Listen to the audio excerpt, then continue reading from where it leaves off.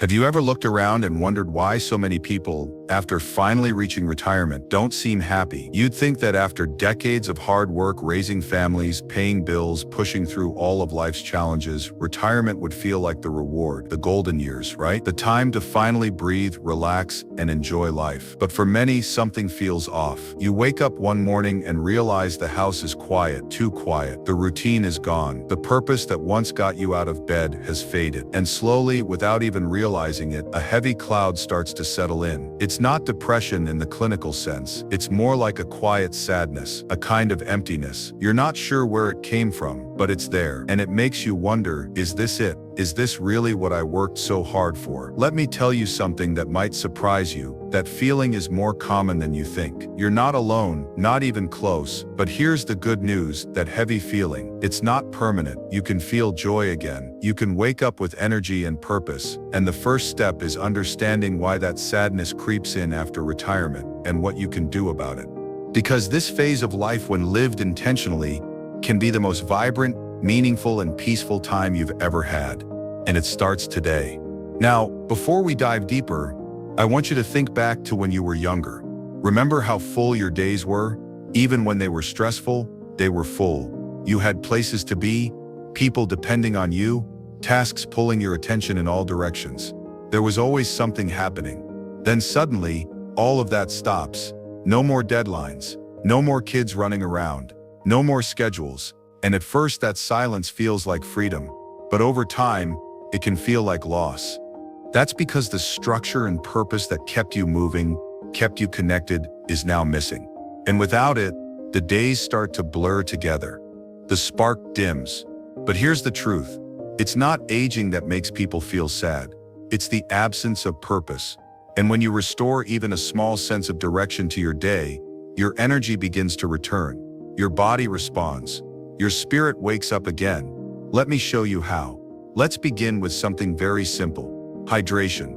I know everyone talks about drinking more water, and it sounds so basic, but hear me out. As we age, our sense of thirst becomes less accurate. You might think you're not thirsty, but your body is already running low. And even mild dehydration can cause fatigue, brain fog, and that sluggish, low-energy feeling that so many retirees struggle with. Here's what I recommend. Start your morning with a tall glass of water. Before coffee, before tea, just water. Add a slice of lemon if you want. That first glass wakes up your organs, flushes out toxins, and gets your metabolism moving. It's like turning the key in the ignition. You don't have to run, just start the engine. And the difference? You'll feel it by mid-morning. A little more clarity, a little more lightness in your step. It's a small shift with a big payoff. Next up, movement. And no, I don't mean training for a marathon or joining a boot camp. I'm talking about gentle, deliberate movement, the kind that wakes up your muscles and gets the blood flowing. Take a short walk in the morning, stretch your arms and back, move your legs a little. Even 5 to 10 minutes of simple movement can increase your energy, improve your mood, and protect your joints from stiffness. Think of your body like a garden hose. If water just sits in it too long, it gets stale. The hose stiffens. But when water flows through it every day, everything stays soft and strong. That's your body. Movement is how you keep it flexible, awake, and alive. And here's the thing, when your body moves, your mind moves too. You feel more alert, more capable, more you. Now let's talk about something that doesn't get enough attention, sunlight. Have you noticed how much time we spend indoors these days? Screens, air conditioning, staying in to relax. But our bodies were designed to live in sunlight. To walk, to garden, to feel the warmth of the sun on our skin. Just 10-15 minutes of morning sun can lift your mood, strengthen your bones, and reset your sleep cycle. It's one of the most natural antidepressants on the planet. So tomorrow morning, after that glass of water, step outside, feel the light on your face. Breathe in the air, let your body remember what living feels like. You've earned that kind of peace. Let me pause for a second and ask you something important. What would your day look like if you felt energized again? What would you do if you had that spark back in your chest? The one that says, I'm alive, I still matter, I still have things to do. Because you do, you absolutely do. Your life is not behind you. It's still happening, right now. And with just a few small shifts, like drinking water, moving your body and getting some sun, you're already rebuilding the foundation. But we're not stopping there, because a healthy body is only part of the puzzle. To truly feel alive again, you need something else, something even more powerful than physical health. You need mental clarity, sharpness, that fire in your mind that says, I'm still learning, I'm still growing, I still have a voice. And if you've been feeling a little forgetful lately, or like your focus isn't what it used to be, don't worry, it's not too late. In fact, the next part of this journey might just be the key to unlocking your brightest years yet. So stick with me, because next we're going to talk about how to keep your mind as sharp as a tack, your memory strong, and your brain active. And once your mind is awake again, everything else follows. Let's dive into it together. Have you ever walked into a room and forgotten why you went in there in the first place? Or maybe you found yourself searching for a word that's right on the tip of your tongue, but just won't come. It's frustrating, right? And a little scary. But you're not alone. This is something almost every one of us goes through as we age. The truth is, as the body slows down, the mind can feel like it's drifting too, forgetting things, losing focus, getting foggy. And if we're not careful, we start to believe this is just how life goes after 60. But that belief, it's one of the biggest traps that leads to sadness in retirement. You see, mental sharpness isn't something that disappears overnight. It's something we have to maintain. Like a garden, left alone, the weeds of inactivity and isolation grow wild. But with attention and care, we can keep the mind not just alive, but thriving. Let's take a deep breath here together. You're still in control. You have more power than you think. The first step, feed your mind something it can chew on. Mental exercises are like lifting weights for your brain. Simple things like crossword puzzles, Sudoku, even reading a mystery novel can light up parts of your brain that might have been dozing off. And if you really want to challenge yourself, try learning something new. Yes, even now. Especially now. A new language, a new recipe, a new hobby. Your brain craves challenge. The more it's stretched, the stronger it gets. And no, you're not too old to learn. In fact, older adults who continue learning have been shown to retain better memory, sharper decision-making skills, and even improved emotional resilience. That's not just science, it's hope. But here's something most people don't talk about. Isolation is one of the biggest killers of cognitive health. Loneliness doesn't just make us feel sad, it literally changes the brain, shrinks it, slows it. And that, my friend, is not something we can ignore. Have you noticed how much better you feel after a good conversation? Maybe a long phone call with a friend, or chatting with someone at the grocery store. Human connection is brain food, it's medicine, and right now we need that medicine more than ever. So I want you to think about your social circle. Who are you talking to regularly? Who makes you laugh or think or even disagree a little? These connections don't have to be deep or dramatic. They just have to be real. A shared story, a cup of coffee, a walk around the block with a neighbor. These little moments build the web that keeps your mind awake and alive. And don't worry if your circle feels small right now. It's never too late to rebuild. Look for community centers, book clubs, or even online groups for people your age. Technology can be your bridge, not your barrier. Zoom calls, Facebook groups, even YouTube. Yes, this very platform you're watching now is filled with opportunities to connect. You might be thinking, but I'm tired. I don't have the energy. I hear you, truly. But sometimes that tiredness isn't just physical, it's emotional. It's the weight of boredom, the heaviness of not having purpose. But once you start moving, start engaging again, it lifts. It really does. And remember, activity breeds energy. Just like a muscle gets stronger when you use it. The mind wakes up when it's fed new ideas, new challenges, and yes, new friendships. Now let's talk about a powerful habit that might surprise you. Reflection. No, I don't mean getting lost in the past or living in regret. I mean honest, constructive reflection, looking back with the intention to grow forward. This habit strengthens your sense of identity, which is a critical part of mental clarity. Take a few minutes each day to write in a journal. It doesn't have to be fancy. Just jot down what you noticed, what made you smile, what made you think. This practice, over time, sharpens awareness and brings clarity to your life. It tells your brain, you still matter. Your thoughts still count. And speaking of mattering, do you know how powerful purpose is for the aging brain? Purpose lights up the mind like nothing else. When you wake up and feel like your day matters, when you have someone to help, something to create, something to look forward to, your brain releases chemicals that keep you motivated and focused. That's not just theory, that's neuroscience. So ask yourself, what could give you purpose right now? Maybe it's mentoring someone younger. Maybe it's volunteering. Maybe it's recording your life stories for your grandchildren. Whatever it is, make it personal. Purpose doesn't have to be big, it just has to be yours. Now before we move on, let me remind you of this one truth. Aging does not mean fading, it means evolving. You are not on the sidelines of life. You're still in the game.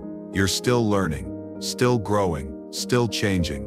But you have to choose to play. And if you've been feeling foggy or disconnected lately, you're not broken.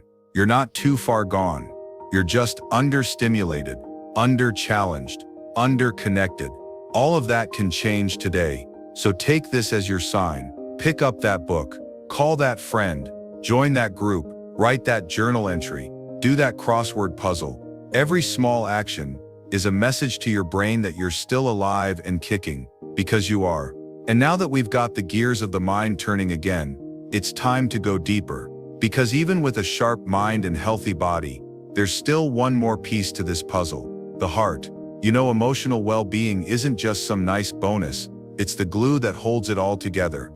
And when we neglect our emotional health, sadness seeps in through the cracks, even when everything else seems okay. So in the next part, let's talk about your heart, about how to heal old emotional wounds, reduce anxiety, and create peace within. It's time to learn how to truly care for yourself on the inside. Let's talk about your heart. Not just the physical organ beating in your chest, but the emotional center of your being, the place where your memories live, where your regrets hide, where your joy, pain, grief, and gratitude all meet. You see, one of the deepest reasons why retirees feel sadness isn't physical decline. It isn't even loneliness. It's unprocessed emotion, years, sometimes decades of emotional residue that's been swept under the rug. And now, in the quiet of retirement, it all starts rising to the surface. You have more time to think, but no one taught you what to do with those thoughts. You remember mistakes, but no one showed you how to forgive yourself. You long for connection, but you're afraid to open up again. Sound familiar? Here's the truth. Emotional health is just like physical health. If ignored, it weakens. If nurtured, it heals. And just like your muscles can be rebuilt, your heart can be made strong again, stronger than ever. So let's start with something powerful: acknowledgement. What if instead of pushing away the sadness, you looked at it? What if you sat with it, not as an enemy, but as a teacher? Because behind every tear is a story, a lesson, a memory that mattered. There is nothing weak about sadness. What's dangerous is burying it. Give yourself permission to feel. If you miss someone, say it out loud. If you feel regret, write it down. If you feel angry, name it. If you feel grateful, shout it from the rooftops. Emotion must move to heal. Stillness turns it sour, but expression sets it free. Let me ask you this: when was the last time you really cried? Not from physical pain, but from the ache of life itself. That kind of cry is sacred. It cleanses the soul. It releases years of locked up energy. And afterward, there's a strange, powerful calm, like rain washing over dry land. You don't have to be strong all the time. You've carried enough. Now it's time to release. Now let's talk about forgiveness. This one's hard, especially self-forgiveness. We all carry wounds, things we wish we'd done differently, people we hurt, opportunities we missed. But here's a truth you need to hear. You were doing the best you could with what you knew at the time. Read that again. There is no healing without self-compassion. The past is not a prison, it's a teacher, and you are allowed to be free. So start where you are. Look back not with shame, but with wisdom. You've survived so much, you've endured. That makes you strong, not broken. And if someone hurt you, if there are wounds still open, please know that forgiveness is not about saying what they did was okay. It's about saying, I will no longer let what they did hold power over my peace. You deserve peace, and you get to choose it.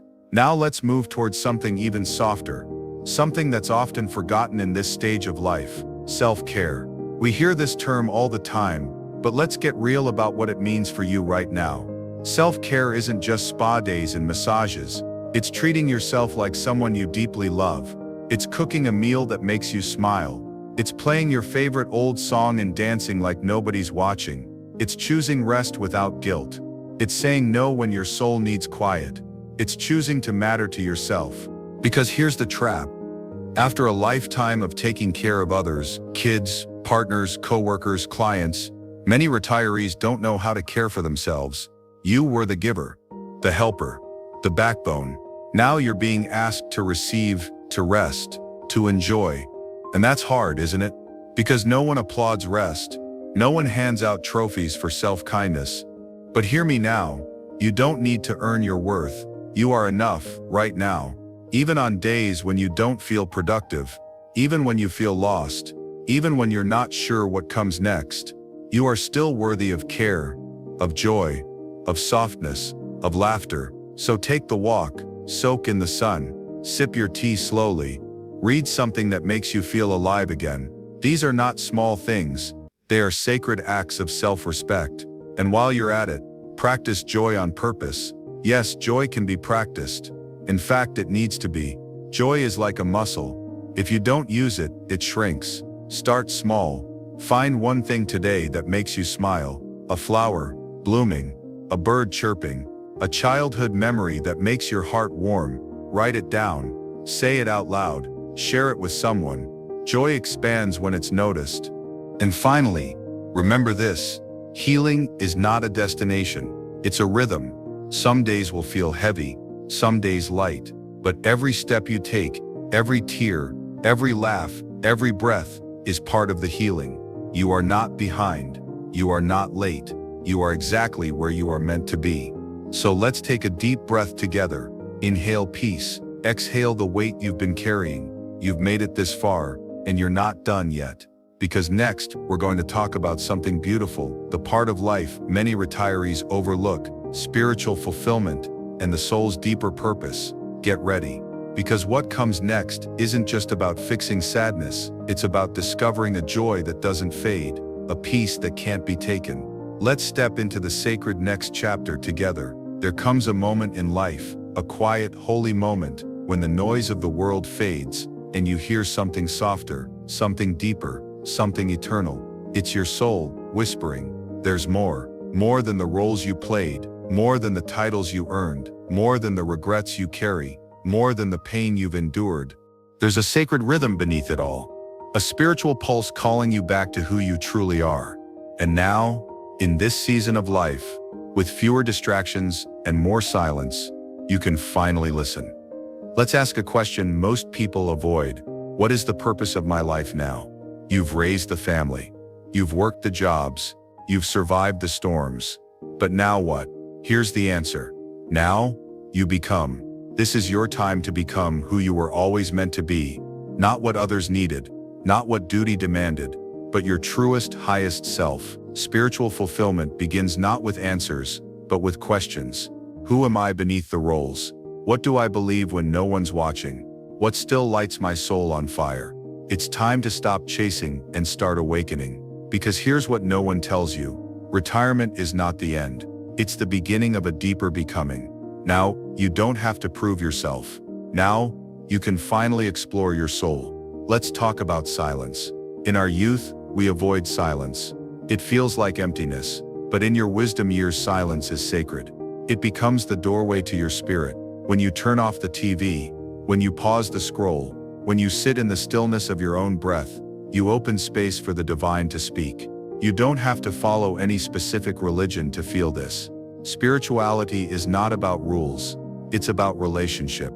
A relationship with yourself, with life, with the sacred.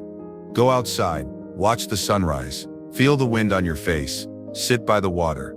These are not simple things. These are sermons. Every leaf, every wave, every breeze, they remind you, you are part of something infinite. And when you realize that, you stop worrying so much about the past. You stop fearing the future. You begin to trust the now. You begin to trust God, the universe, the source. Whatever name brings peace to your heart. Because that's what spirituality really is. Trusting that you are held, that you are not alone, that your life has meaning even now, especially now. Let's talk about legacy. Not the kind measured in money or monuments, but the spiritual legacy, the kind people feel when they sit in your presence. Do you know how rare that is? To be the kind of person who radiates peace, who listens deeply, who speaks slowly, who prays with their eyes, who blesses others simply by existing. You can become that, right now. In fact, the world needs elders like that, people who carry wisdom, not from books but from pain, transformed into peace. And guess what? You already have the raw materials. You've suffered, you've risen, you've loved, you've lost, you've learned.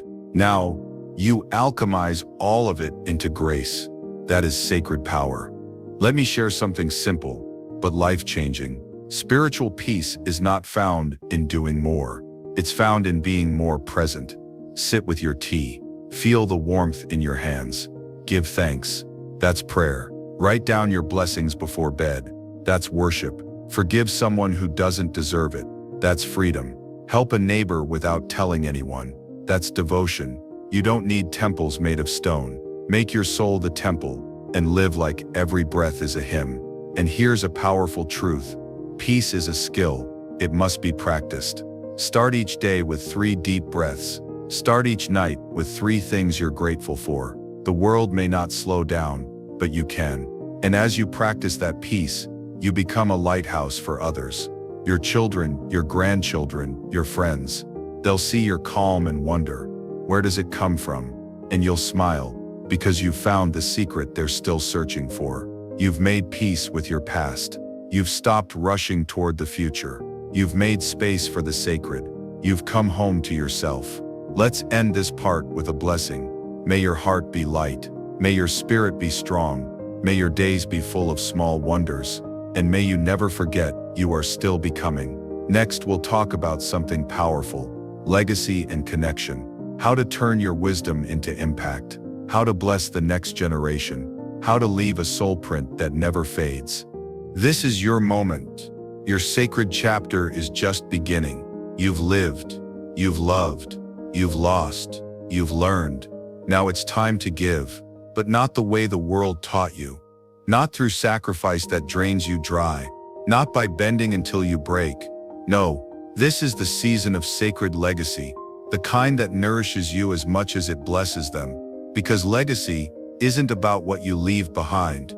It's about who you lift while you're still here. And here's the truth no one dares to say. You don't have to disappear to be valuable. You don't have to become invisible to make others shine. You don't have to fade into the background just because your hair has silver in it. Your presence matters. Your voice matters. Your story matters. More than ever. In fact, this is when the next generation needs you most. They need your calm when their world is chaos. They need your perspective when they feel lost in noise.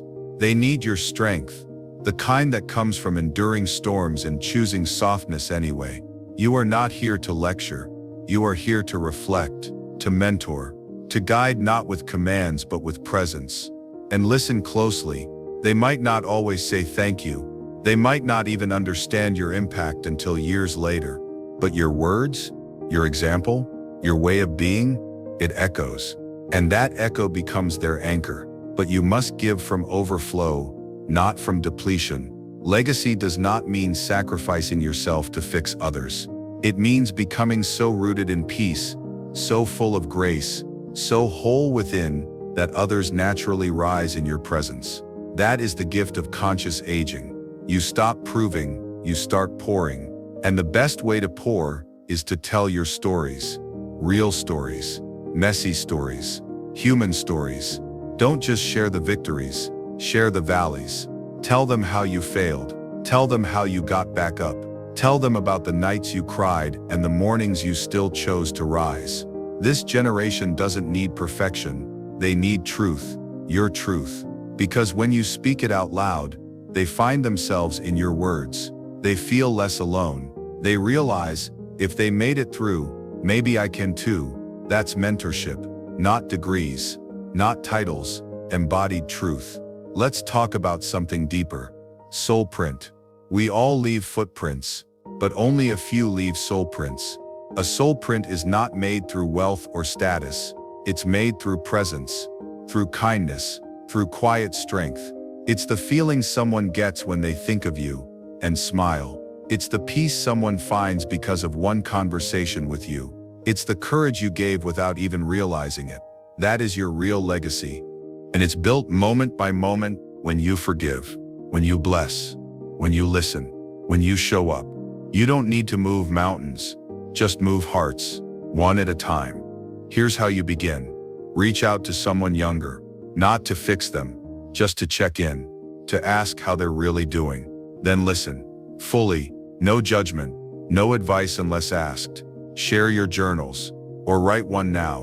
Let your life become a manual of resilience. One day someone will treasure it like a sacred scroll. Create a ritual, a weekly meal, a walk, a letter, a story time with your grandchild. These are the threads that stitch your soul into the future. Speak life, compliment someone, encourage their dreams. You never know, your words might be the ones that save them. Live it, be the example. Let your actions speak so loudly that no words are needed. Peace is loud in its own way. And never forget, connection begins with you. You can't connect deeply if you're still hiding. So be seen, be real, be vulnerable, because your authenticity is the medicine this world is starving for. Let's pause here for a deeper breath. Think of someone who changed your life with a single sentence, a gesture, a memory. Now ask yourself, what if you are that person for someone else? What if your simple existence is someone's miracle? It's not too late. In fact, it's exactly the right time. This is not the end of your story. It's the climax. This is when everything you've lived begins to lift others. This is when you move from survival to sacred influence. So don't shrink. Stand tall. Speak life. Share truth. Love wide. And trust this. Your soul print will outlive you. Because it's written not in stone, but in spirit. And spirit never fades. You've given. You've mentored. You've passed the torch. Now it's time to light your own flame again. Because joy is not a luxury. It's your birthright. And somewhere along the way, this world tricked you into thinking joy belongs only to the young. That passion has an expiration date. That laughter loses its flavor with age. That pleasure is somehow inappropriate after 65. They lied. Joy is ageless, and your body, still sacred, still sensual, still yours. You are not done dancing. You are not done discovering. You are not done feeling alive. Let this be the season where you reclaim what they told you was too late. Start here. What sets your soul on fire? Not what used to. Not what others expect. What does now? Maybe it's painting. Maybe it's gardening with your bare hands in the soil. Maybe it's salsa dancing. Maybe it's poetry. Maybe it's walking on a beach alone with the sun kissing your skin. There is no rule book for this chapter. You write it. But here's the secret. Joy doesn't come to those who wait. It comes to those who awaken. An awakening requires permission, your own. So give it. Give yourself permission to be silly, to be sexy, to be spontaneous, to do things that don't make sense, but feel right. You don't need to justify your joy. Your joy is holy, and don't mistake comfort for joy. Comfort is the couch. Joy is the dance. Comfort is silent. Joy sings. And yes, joy includes your body. Your sensuality didn't die. It just got quieter, waiting for you to return. So come back to your skin. Let yourself feel. Let yourself want. There is nothing shameful about pleasure. In fact, it is one of life's greatest affirmations. I am here. I am alive. I am worthy of delight. Here's a truth to tattoo on your soul. You are never too old for goosebumps. So find what gives you chills.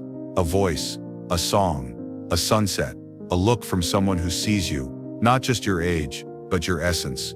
You deserve that look. You deserve that thrill. You deserve to blush again, because blushes aren't just for 20-year-olds. They're for the brave, the open, the ones still in love with life. Here's a practical blueprint to ignite your inner fire. The joy blueprint. Rediscover play. Go back to something you loved as a child. Jump rope. Paint with your fingers. Skip stones. Let play be your meditation. Schedule pleasure. Put joy on your calendar. A weekly dance night. A morning bath ritual. A nature walk with no destination. Explore sensual movement. Tai Chi. Gentle yoga. Slow dancing in your kitchen. Let your body speak joy through motion, not just utility. Cultivate creative intimacy. Write love letters to yourself. Flirt again with life, with a partner, or with the mirror. Reclaim romance in all forms. Surround yourself with vitality. Be with people who laugh, who dance, who live with wide eyes. Joy is contagious, catch it often. Here's something radical. What if your purpose now is pleasure? Not work, not proving, not giving endlessly, but to become an embodied yes to life. That's spiritual, that's healing, that's powerful. You've already earned your joy. Now it's time to live it loud. Think about it. Every wrinkle on your face, a roadmap of laughter. Every gray hair, a spark of wisdom and wildness. This body may have softened, but your fire is ancient, and it still burns. You don't have to look young to feel young. Vitality is a choice. It lives in how you show up. So show up today with a full heart, a curious spirit, and a playful soul. Do things that make you giggle, that make your eyes widen, that make your blood rush. It's not just about joy, it's about radiance. Let the world see you glow. And if they ask what your secret is, smile and say, I stopped waiting to feel alive. I chose to be. You chose to live, to feel again, to ignite joy, to reclaim your power. And now, one final door remains. Not one of fear, but of freedom. Because the end is not the end. It's a return to silence, a return to silence, a return to the eternal part of you that never wasn't. But before we get there, you must ask the question, have I made peace with my life? Not in the way they teach in hospital pamphlets, but real peace, the kind that smiles at the mirror and says, I lived with open hands, I loved with open heart, I leave with no regrets. If that answer feels unsure, good, because it means you're still listening, still alive, still ready to complete your masterpiece. Let's talk truth. We don't fear death because we fear non-existence. We fear death because we fear unfinished stories, unspoken words, unhealed wounds, unlived dreams. So let this chapter be the one where you finish the story right, where you speak the unsaid, forgive the forgotten, bless the broken, and release the weight that no longer serves your flight. Because your soul wasn't made to die heavy, it was made to rise. Here's the deepest truth. No one says loud enough. You don't die when your heart stops. You die when your name stops being whispered in love. So whisper your story into the hearts of those you love. Become unforgettable, not through fame, but through presence. Let them remember how you made them feel. Not what you owned, but how you saw them, heard them, held them. That's legacy. That's immortality. And what about what comes after? Here's the secret. No one knows, but your soul already remembers. The quiet dream you've always had of flying, of returning home, of light without end. It wasn't fantasy, it was memory. And when that day comes, that sacred day where your breath becomes wind and your eyes become sky, let there be no fear, because what awaits is not darkness, but merging with all the love you ever gave, all the peace you ever created, all the light you ever became. There is no punishment, only reflection and reunion. You will see the ones you loved, the ones you lost, the parts of you you thought were gone. You will become part of the great song again. And your final words, let them be this: I lived, I loved, I let go in grace. But until then, live like you will never die. Because every sunrise now is bonus time. Every hug is a miracle. Every laugh is medicine. Don't wait to wear your favorite outfit. Don't wait to dance barefoot. Don't wait to look someone in the eyes and say, I love you. This isn't your ending, it's your blooming. Old age is not the closing scene. It's the most radiant act of all. A slow, beautiful fade into eternity, with color, music, and depth. You were never meant to go out quietly. You were meant to go out like a galaxy, exploding with light, leaving stars behind, guiding others home. To the one listening now, you are not fading, you are finishing. And when the last line of your story is written, let it echo with wholeness. You were not perfect, you were not always strong, but you were here, fully, boldly, beautifully. And that is enough.